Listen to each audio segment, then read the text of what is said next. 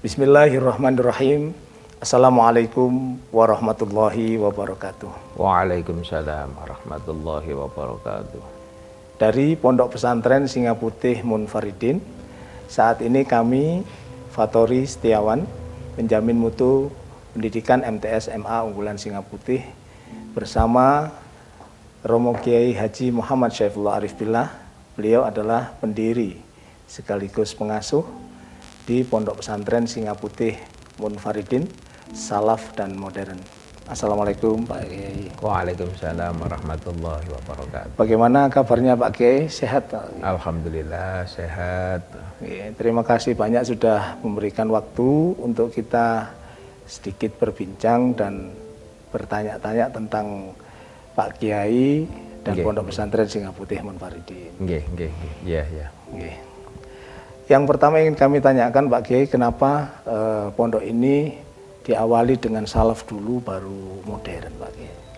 Oh iya, itu kalau singkatnya itu memang tugasnya seperti itu. Jadi dulu disuruh pulang, disuruh ngeritis pondok pesantren salaf lepas biaya. Terus di samping itu dulu ketika saya belajar di pesantren itu juga ya, serba kekurangan lah. Jadi ketika disuruh membuat pondok pesantren salaf lepas biaya, ini senang sekali. Kemudian waktu itu saya sowan ke Mbah Dul yang setiap tahun kita khol, ini sebentar lagi kan khol, ngakoli Mbah Dul dan semua para kekasih Allah. Mbah Dul itu memang ulama yang beda. Jadi ulama yang khawarikul ada. Jadi tidak sama dengan ulama-ulama yang lainnya. Kebetulan di pesantren Mbah Dul itu juga lepas biaya. Waktu itu saya sowan ke Mbah Dul, mohon doa. Karena waktu itu ada santri 5. Jadi sebelum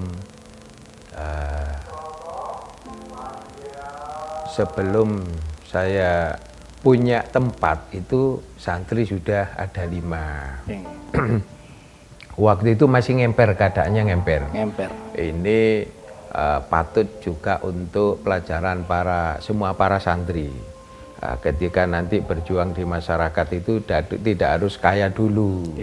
Waktu itu saya ngemper itu numpang, ya, numpang di rumah adik saya itu. Alhamdulillah, ternyata Mbah Dul itu sangat mendukung, didoakan oleh Mbah Dul. Kemudian saya silaturahim juga ke guru awal saya mondok, yaitu di Pondok Gondang Bangil. Beliaunya Kiai Haji Syuaifi Rojak. Dulu awalnya saya mondoknya di sana di Bangil. Nah, terus mohon doa, beliaunya alhamdulillah sangat mendukung. Yang ketiga, saya sowan ke Mbah Yai Badri Janggu Pare. Ya. Dan beliaunya ini memberi saran itu singkat tapi selalu mengawal sampai sekarang. Waktu saya memohon doa ke Mbah Yai Badri ini, jawabnya Mbah Yai Badri ini sangat sederhana. Kang Saiful, kalau sudah ada santri, ya sudah, Allah memberi ilmu Kang Saiful, ya, seberapapun yaitu diamalkan gitu saja. Yang penting ikhlas, tidak ada tujuan yang aneh-aneh.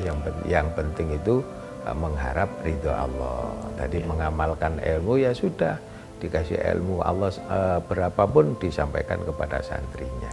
Ini sangat sederhana tapi membawa dorongan kuat untuk maju berjuang. Ngapunten Pak Kiai, untuk lepas biaya, sedangkan kondisi Pak Kiai itu kan bukan yang serba berkecukupan gitu, tapi menerima santri terus membiayai mereka, ngasih makan mereka itu seperti apa Pak Kiai? Makanya modal utama itu tauhid. Makanya kalau misalnya berjuang itu tidak boleh nunggu nanti aja kalau saya sudah kaya saya berjuang. Oh ya keliru. Waktu itu sebetulnya yang saya makan itu tidak ada. Yang saya makan tidak ada. Lah santri datang itu saya mau nolak, itu tujuannya cari ilmu. Jadi nolak tidak berani, sehingga ya sudah Kang, kalau sampean mau mondok di sini ya seadanya. Dulu itu saya sama istri saya itu terus terang sering telat makan, istilahnya bahasa anak sekarang nggak makan. Yang penting santri itu makan, karena waktu itu ya sawah nggak punya. Nggak punya apa-apa, namanya numpang. Nol Pak Kiai. Nol, betul-betul nol gitu. Iya, setelah perjalanan begitu lama, terus akhirnya Pak Kiai memutuskan untuk melangkah membuka lembaga pendidikan pondok pesantren modern. Nah ini yang salaf itu lepas biaya, terus yang modern ini berbiaya. Tapi sebenarnya orientasi pertama Pak Kiai membuka ini tuh apa? Gitu. Apakah tidak cukup dengan membina anak-anak salaf saja supaya mereka menjadi apa lebih keramat atau bagaimana, sehingga Pak Kiai membuka diri untuk ngopeni anak-anak modern? Kalau pesantren modern itu sebetulnya itu hasil dari riyadhah, hasil dari istiqomah, isyarah dari Allah. Gitu. Kemudian dimatangkan istiqomah 7 kali umroh. 7 kali setiap umroh itu kedua telapak tangan. Ya. Ini saya ke Ka'bah, ya. Kemudian berdoa kepada Allah, ringkesnya seperti ini, ya Allah, saya ini punya santri-santri yang salah, supaya akan lebih bermanfaat ke depan sesuai dengan perkembangan zamannya. Ini mohon petunjuk, mohon arahan, mohon bimbingan, karena panjenengan, hanya panjenengan zat yang maha kuasa. Mohon ridho panjenengan. Dan selalu 7 kali umroh itu selalu riyadhah di Masjidil Haram dan di Masjidil Nabawi. Itu. Kemudian ketika saya wiritan waktu itu mungkin kelelahan ya.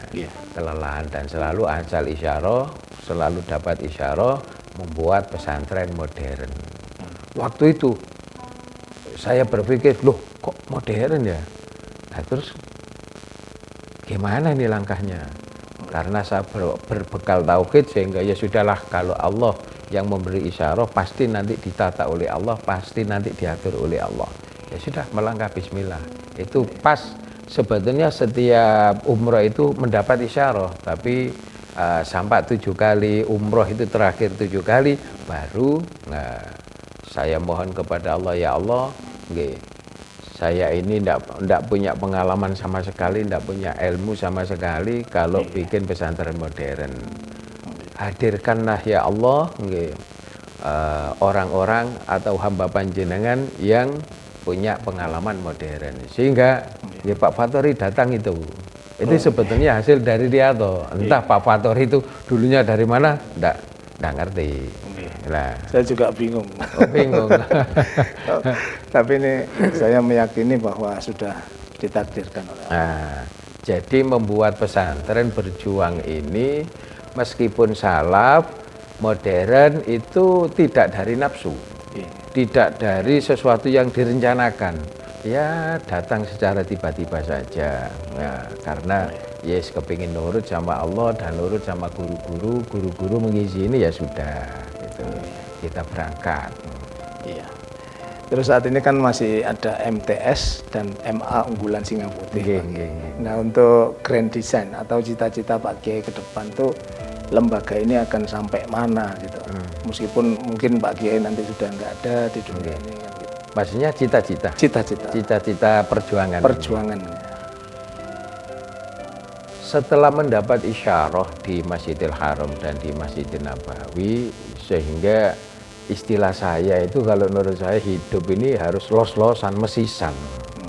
Nah, sehingga saya waktu itu bercita-cita secara spontanitas, ya Allah, nah, langsung minta kepada Allah, ya Allah, nah, kalau memang panjenengan betul-betul mewujudkan menjadi pesantren modern, semoga panjenengan nanti memberi kesempatan, menghendaki atau memberi peluang kepada keluarga besar Singaputi, santri-santri Singaputi nanti bisa menjadi pemimpin dunia, ulama dunia, konglomerat dunia.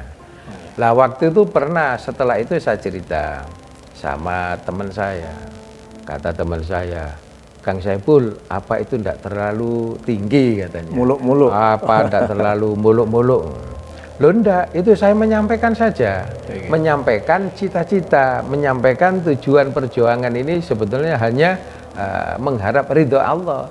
Kalau Allah Ta'ala ridho, kalau sekedar pemimpin dunia itu kan kecil sekali kalau menurut Allah. Kemudian kita ini umat Rasulullah. Rasulullah itu pemimpin dunia. Lah kan gak jelek kan kalau kita kepingin meneruskan perjuangan Rasulullah. Kita bisa, santri-santri bisa dakwah ke berbagai negara keliling. Ya mungkin misalnya yang satu berjuang di misalnya di Amerika, yang satu berjuang di Belanda, yang satu berjuang di Mesir, yang satu berjuang di Turki dan lain sebagainya, sehingga semua para santri ini mengisi berjuang di berbagai negara. Kan sebetulnya kan logis kan, kalau anak satu misalnya nanti santri-santri Singaputi itu kuliah di Belanda sambil berjuang di Belanda. Kalau misalnya anak santri Singaputi ini kuliah di Amerika sambil berjuang di Amerika, kan logis. Cuman orang berpikirnya itu wah masa keliling ke dunia. Loh, sedangkan Prof. Imam aja dakwahnya ke 32 negara. Profesor Dr. Imam Suprayuga yang penasehat MTS MA Singaputi ini. Lah kalau misalnya dibagi satu persatu kan sangat logis sekali. Nah terus ketika nanti para santri ini kan sudah menjadi orang semuanya. Amin. Terus mereka di tengah-tengah kondisi negara Indonesia yang kalau bisa kita bilang ya carut marut Pak Kiai, apalagi kaum musliminnya ini kan banyak yang bertengkar, banyak yang saling menyalahkan yang lain, membenarkan diri sendiri. Itu bagaimana menurut Pak Kiai? Menurut saya pesan ke semua para santri-santri Singaputi, ya, dimanapun mereka berada. Kunci dakwah itu khusus santri Singaputi ya. Jadi pokoknya jangan menyalahkan orang. Jangan menyalahkan orang, jangan jelek-jelekin orang. Ini pesan saya yang harus didengar dan jangan sampai hilang. Jadi kuncinya itu jangan menjelekkan orang, jangan menyalahkan orang. Kalau ada orang salah, apalagi saudara kita sendiri, ya sudah didoakan. Karena yang bisa merubah manusia, yang bisa merubah semuanya ini hanya Allah. Lah misalnya orang itu jelek, kok kita jelekin? Ya percuma, itu sudah jelek kok dijelekin, ya kasihan. Sudah salah disalah-salahin. Nah kalau kita ini berhati luas, hati ini jembar, lah kalau misalnya temannya salah ya diingatkan. Kalau misalnya diingatkan marah-marah ya didoakan. Karena semua manusia tidak bisa merubah manusia jadi baik kecuali Allah. Tidak bisa membenarkan perilaku manusia kecuali Allah. Nah semuanya ini milik Allah. Ilmu ya ilmunya Allah, nyawa ya nyawanya Allah, kesehatan ya semuanya lah milik Allah. Ya sudah, kita hidup ini singkat sekali, cuman sekali, singkat sekali dan cuman sekali. Nah saya pesan ke semua para santri-santri Singaputi, nanti ketika dakwah di tengah-tengah masyarakat ya betul-betul hanya mengharap ridho Allah. Kalau misalnya begini, waktu diskusi lah itu kan punya pendapat sendiri-sendiri, ya sudah, ya boleh mendengarkan tapi tidak boleh menjelekkan. Apa kamu ini misalnya begini, apa kamu ini bodoh? Oh jangan, jangan. Jadi insya Allah kalau semuanya saling menghormati, nah jadi Islam ini ayem, tentrem, kompak, semangat. Kalau misalnya kompak semangat, seluruh Islam di dunia ini akan menjadi suatu kekuatan yang dahsyat yang tidak akan terkalahkan oleh orang-orang yang zalim. Terus satu hal yang kami perhatikan sangat unik dari Pak Kiai itu selalu mengenakan seragam jaket yang sobek-sobek, Pak Kiai. Nah, iya. Mungkin apa ada rahasia atau hikmah di balik itu, Pak Kiai? Lah itu bagus sekali, kan jarang orang yang tanya, meskipun ya tamu-tamu itu ya, mulai santri, ustadz, kiai kan tidak pernah tanya kenapa Pak Kiai pakai jaket kok sobek-sobek. Sebetulnya ini sebuah pelajaran. Hati pun kalau sobek-sobek ini jelek sebetulnya. Hati sobek-sobek juga jelek. Khususnya ini sebetulnya supaya santri itu belajar kecepatan berpikir. Kenapa ya Pak Yai kok pakai jaket sobek-sobek, enggak pakaian kiai seperti pada umumnya kan gitu. Nah, ini didik umat sebetulnya, memberi informasi kepada umat. Contoh waktu corona, ada salah satu tamu di rumah ya, pejabat, loh Pak Kiai ini gimana ya, corona ini tidak ada obatnya. Saya bilang sebetulnya kejadian corona ini sudah saya kasih informasi 10 tahun yang lalu. Loh, informasi apa Pak Kiai? Saya ini sudah 10 tahunan pakai jaket sobek-sobek seperti ini. Bahkan pernah ketemu sama Presiden Jokowi di pondoknya Yasef di Surabaya. Pakai jaket ini? Pakai jaket sobek-sobek, maka saya waktu itu pakai jaket sobek-sobek, saya cobaan kelompenan itu. Kelompenan. Nah, karena saya sudah mendengar kalau ketemu Presiden itu harus rapi dan lain sebagainya. Jadi modal saya cuma tauhid, ya sudah, kalau Allah menghendaki pasti bisa masuk, kalau Allah tidak menghendaki ya pulang gitu saja. Makanya saya ngomong sama yang periksa, kalau mau masuk dan kan diperiksa. Pak, saya ini tidak bisa dirubah. Maksud tidak bisa dirubah, saya tidak mau berubah, ya saya harus seperti ini. Saya karena apa? Saya menyampaikan informasi. Seandainya waktu itu ada yang tanya, saya jelaskan.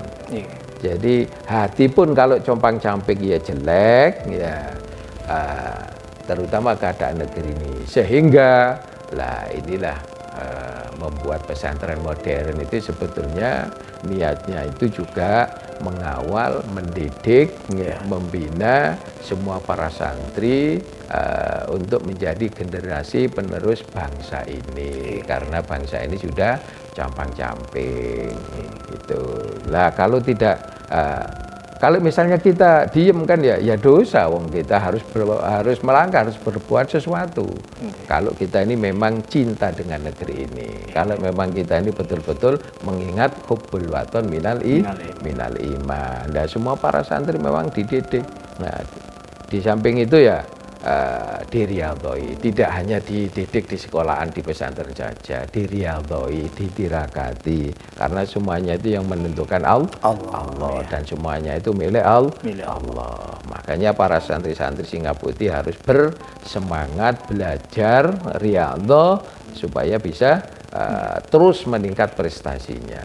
Dengan prestasi itu nanti bisa untuk sedikit modal, barangkali nanti kepingin kuliah di luar negeri bisa pakai beasiswa. Memang jadi wajib belajar yang tekun, yang sungguh-sungguh, agar supaya kita bisa, para santri bisa belajar di luar negeri. Amin, amin, ya Rabbal Alamin. Amin ya Rabbal Alamin. Terus lagi yang unik Pak Kiai, saya mendengar banyak preman. Iya. Banyak preman yang istilahnya jadi santrinya Pak Kiai kan gitu. Kok mau gitu kan, padahal mereka itu kalau dengan ulama atau para kiai itu cenderung menjauh, tapi kalau ke Pak Kiai kok malah mau ikut ngaji. Gitu. Itu insya Allah, itulah berkahnya pakaian compang-camping seperti ini. Para preman itu kan kalah keren gitu, kalah keren kali kalau penampilannya. Lah memang semuanya itu tujuannya dakwah. Lah kalau para preman-preman itu tidak kita didik, nah kalau tidak kita bina, kalau tidak kita kenalkan dengan agama, kalau tidak dikenalkan dengan Allah, lalu kemudian masa terus-menerus jadi preman. Ini juga umat Rasulullah. Nah kadang-kadang itu ya saya mikir, lah preman-preman ini mau bertobat. Saya pikir, wah akan lebih baik ya menjadi mantan preman daripada mantan santri. Ya itu lah. Kalau mantan santri ini kan sangat berbahaya. Kalau mantan preman ini sebetulnya tidak bahaya. Cuma memang bertentangan. Kalau kita berpedoman dengan syariat saja, ilmu fikih, ya pasti bertentangan. Lah kalau ilmu fikih ya karena semuanya ditatu, ini tidak sah sholatnya. Terus saya bilang sama anak-anak, kadang-kadang contoh yang di Lawang itu yang julukannya Pak siapa itu yang tatuannya sebadan itu. Dulu itu ya sebelum ngumpul santri preman di Malang di Singapura 10 itu, setiap malam Selasa malam Rebu itu, Selasa malam itu ke sini, Pak Kiai saya mau bener-bener tobat, tapi saya sowan ke Kiai kok katanya percuma kamu tobat, wong kamu kan tatuan semuanya, kalau wudhunya tidak diterima ya sholatnya tidak diterima, percuma kamu. Siapa yang bilang gitu? Ada Kiai waktu saya sowan itu. Ya sudah, saya jawab dengan tegas, sudah kamu tobat. Kamu itu rusak kok nggak tobat. Kalau misalnya urusan sholat kamu, itu yang menerima itu Allah, bukan manusia. Sudah kamu tobat. Kalau misalnya kamu ditanya oleh Ustadz, sudah kamu percuma tobat. Enggak, katanya Yai Syaifullah Singapura tidak apa-apa. Yang menerima ibadah itu Allah, bukan manusia. Kamu ini sudah jelek, nanti tidak mau tobat, tak tambah jelek kamu. Nah, akhirnya tobat. Itu Masya Allah. Gitu. Jadi waktu itu begitu tobat langsung jadi satpam di rumah sakit Gila itu Pak. Fatori mana itu? Di rumah sakit Gila itu loh. Porong itu loh. Nah, terus alhamdulillah di situ istilahnya napa nggih dereng-dereng dadi pegawai negeri pas Presiden Pak SBY lah yang sukuan-sukuan itu diangkat jadi pegawai negeri. Bersyukur akhirnya dengan tobat itu bisa punya istri. Tadinya kan orang mau dikawin kan takut. Takut akhirnya punya istri, akhirnya diangkat pegawai negeri itu bisa beli rumah. Mereka senang sekali. Alhamdulillah Pak Kiai, teman-teman saya yang preman itu tidak bisa beli rumah, saya bisa. Saya jawab, lah itu dari Allah sebetulnya, dari Allah. Saya bisa beli sepeda baru Pak Kiai, alhamdulillah. Kemudian mau meninggal, subhanallah, itu luar biasa. Mau meninggal pesan sama istrinya. Nanti kalau saya tinggal, sepeda ini kasihkan pesantren. Yang sekarang di Pondok Putri itu yang untuk fasilitas di Pondok Putri itu luar biasa itu. Jadi punya sepeda satu malah pesen kasihkan pondok aja. Padahal kalau yang santri-santri belum tentu kan. Misalnya punya mobil, kalau mau meninggal mobil itu kasihkan pondok aja kan belum tentu. Nah, ini para preman yang sudah taubat.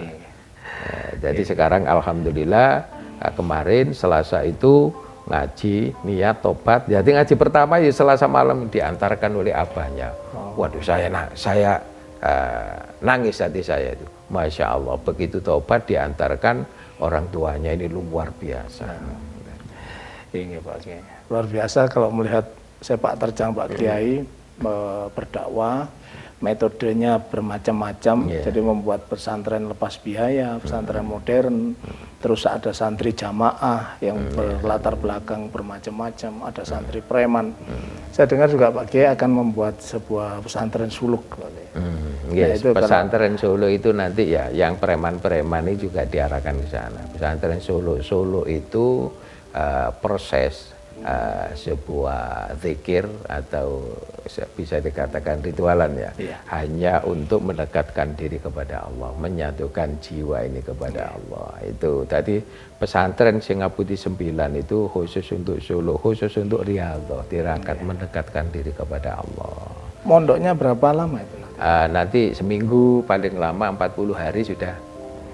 Jadi nanti misalnya 2 bulan lagi kepingin mondok lagi enggak apa-apa. Jadi tidak kayak santri yang ini ada 3 tahun gitu. Jadi mungkin boten terbatas. Pokok itu aturannya minimal seminggu dan maksimal 40 hari. Dan itu nanti memang tidak pakai listrik.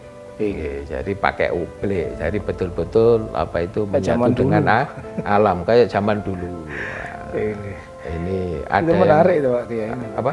Akan sangat menarik. Menarik dan kapan hari itu ada tamu ya, Yai Busro. Wah nanti saya daftar dulu kan Pak Kiai.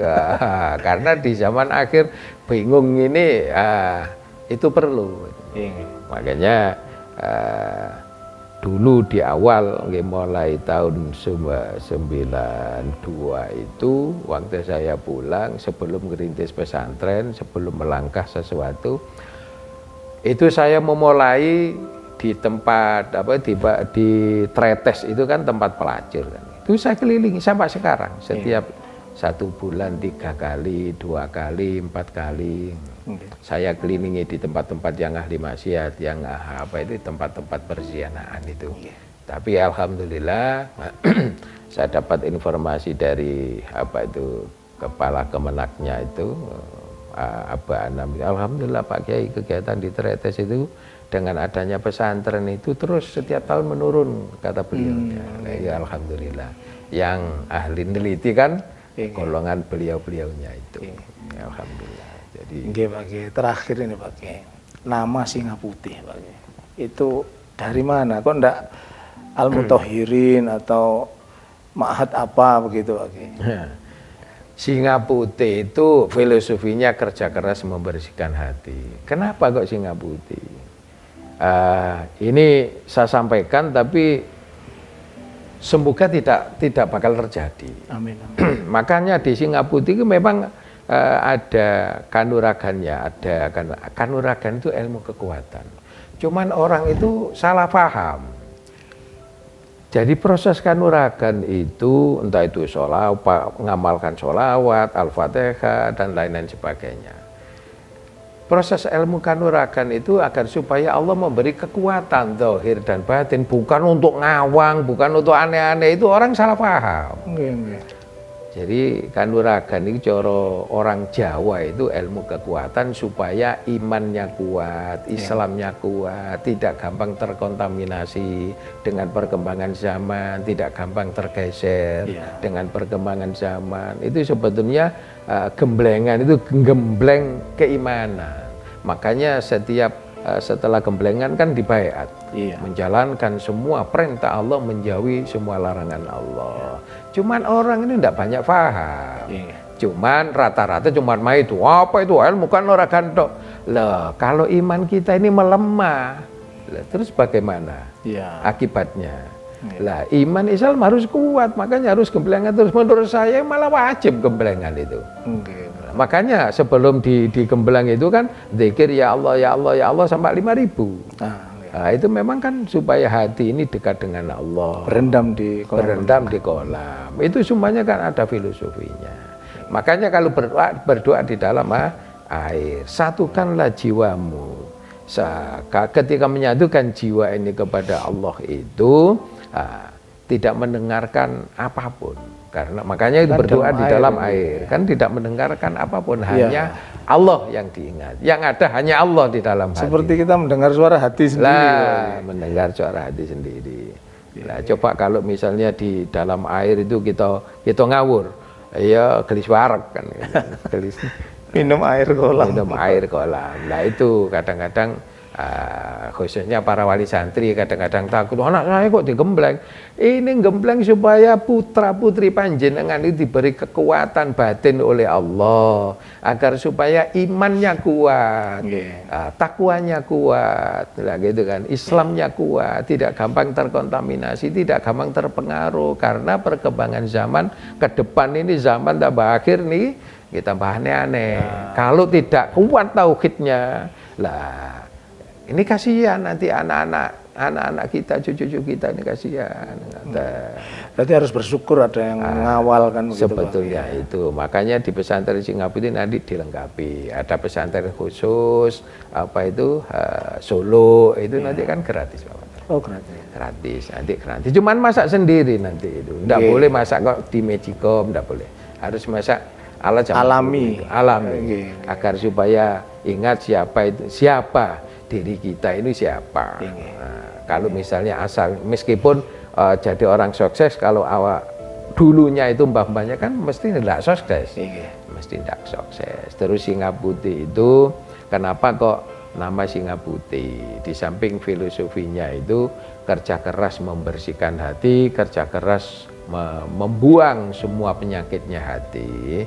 Nah, kalau sudah terbuang semua penyakitnya hati ini menjadi hati yang bersih. Ketika hati itu bersih, insya Allah, nah, kita menghadap ke Allah itu lebih gampang, karena tidak gelap di hati kita ini.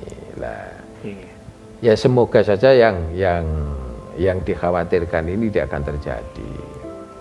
Nah, nanti pesantren-pesantren yang namanya itu Islami, lah kalau sudah negeri ini dikuasai orang-orang kafir, nah kalau dikuasai orang-orang kafir, lah ini nanti ada apa itu pemberantasan pesantren. Ini aja kan saya sudah berapa kali mendengarkan pesantren Indonesia ini bubarkan saja. Itu kan ada salah satu partai yang gembar-gembar seperti itu. Ada cikal bakal itu Pak. Lah cikal bakal ini nanti kalau sudah Indonesia dipegang, dikuasai oleh orang-orang kafir, pesantren-pesantren akan dibubarkan. Lah itu. Lah ketika pesantren itu dibubarkan, lah kita nanti bisa menjadi padepokan. Jadi tenaga dalamnya di Singa Putih itu yang strateginya, strategi dakwah itu jangka panjangnya begitu. Ya, itu ada kaitannya kalau saya ngaji selalu membuat syair. Karena ya semoga saja tidak terjadi, ini kan prediksi ya, semoga saja tidak terjadi kalau itu dikuasai oleh orang-orang kafir dan apa itu nanti akan kejam dengan orang-orang Islam itu. Ya Allah. Ya semoga saja tidak terjadi. Karena kita bermodal tauhid, ya semuanya akan dijaga oleh Allah. Dan akan ditolong oleh Allah. Jadi kita semuanya tidak usah khawatir, itu kan cuma isyarah saja. Kenapa kok membuat nama Singa Putih, agar supaya ketika pemberantasan pesantren di Singa Putih masih tetap dakwah. Dan nanti itu kalau menyampaikan sesuatu menyampaikan ayat-ayat Al-Quran atau hadis-hadis Nabi, ini nanti akan dibantai. Nah, kita menyampaikan syair. Tapi syair itu dari Al-Quran dan Al-Hadis. Iya, dari Al-Quran dan Al-Hadis. Jadi supaya dalam keadaan apapun zaman ini, anak cucu kita, keluarga besar Singa Putih masih tetap bisa dakwah dengan baik, dengan bebas. Nah, ya semoga saja tidak terjadi, karena itu ya mengerikan kalau terjadi. Semoga tidak terjadi. Baik Pak Kiai, terima kasih banyak sudah meluangkan waktu. Kali ini sudah banyak informasi, bahkan mungkin ini kita sedang mengaji nih sama Pak Kiai. Semoga semuanya nanti bermanfaat dan diridhoi oleh Allah Subhanahu wa taala. Mungkin terakhir sebelum kami tutup, pesan Romo Kiai kepada para santri barangkali bisa disampaikan Pak Kiai. Saya pesan kepada semua para santri Singa Putih Munfaridin beserta nanti anak cucunya, satu saya pesan jangan sampai berubah tauhid dan akidah kita. Nah, makanya kita semuanya harus mendekatkan diri kepada Allah agar supaya dijaga oleh Allah. Karena hanya Allah lah yang bisa menjaga kita beserta anak cucu supaya menjadi hamba Allah yang soleh solihah, digolongkan solihin solihat. Nah, semoga nanti di titik akhir semua keluarga besar Singa Putih, khususnya umumnya semua kaum muslim muslimat, di titik akhir Allah mengendaki husnul khotimah. Amin ya rabbal alamin. Dan semua para santri Singa Putih harus semangat belajar, maju wajib mundur haram. Jadi semangat belajar, semangat dakwah, semangat membela agama Allah, semangat membela negeri ini. Kita tidak usah khawatir, jangan khawatir. Kalau kita membela agama Allah akan ditolong oleh Allah Subhanahu wa Ta'ala. Jadi kita belajar, mumpung masih di pesantren, belajar totalitas kepada Allah. Kalau kita totalitas kepada Allah, Allah memberi kenikmatan dan rahmatnya secara totalitas. Tentu sesuai dengan apa yang kita kerjakan, apa yang kita amalkan. Jadi didasari semuanya dengan ikhlas. Kembali lagi pesantren ini namanya Singa Putih, filosofinya kerja keras membersihkan hati, kerja keras menjalankan semua perintah Allah yang Maha Suci, dan juga mentaati dawuh-dawuh Kanjeng Nabi. Ya tetap pakai dasar ati Allah wa atiur Rasul wa ulil amri minkum. Baik, terima kasih. Dingin sekali setelah apa yang disampaikan oleh Romo Kiai Haji Muhammad Syaiful Arif Billah untuk kita segenap umat Islam yang menyaksikan podcast ini. Semoga diubah oleh Allah kehidupannya menjadi lebih baik dan diridhoi sa'idun fid dunya wa sa'idun fil akhirah. Amin. Demikian kebersamaan kami. Saya nambah ya. Oh, silakan. Nambah ya. Di Singa Putih, alhamdulillah saya sangat berterima kasih kepada penasehat sekolahan MTS MA unggulan Singa Putih. Alhamdulillah beliaunya ikhlas dan semangat untuk membimbing mengawal MTS MA unggulan Singa Putih. Ya, yang pertama Profesor Dr. Kiai Haji Asep Saifuddin Halim. Yang kedua Profesor Dr. Kiai Haji Imam Suprayogo. Yang ketiga Profesor Dr. Haji Dahlan Iskan. Yang keempat Dr. Priyo Iswanto. Alhamdulillah saya sangat berterima kasih atas semua perjuangannya. Semoga diridhai oleh Allah dan semua para santri-santri ini ya, terus semangat. Siap. Baik, terima kasih. Kami juga berharap nanti bisa menghadirkan beliau berempat, Pak Kiai, dalam tajuk podcast Pondok Pesantren Singa Putih Munfaridin ini. Tidak ada tujuan lain hanya untuk dakwah li'ilahi kalimatillah. Demikian saya Fathori Setiawan beserta pendiri dan pengasuh Pondok Pesantren Singa Putih Munfaridin Romo Kiai Haji Muhammad Syaiful Arif Billah mohon undur diri.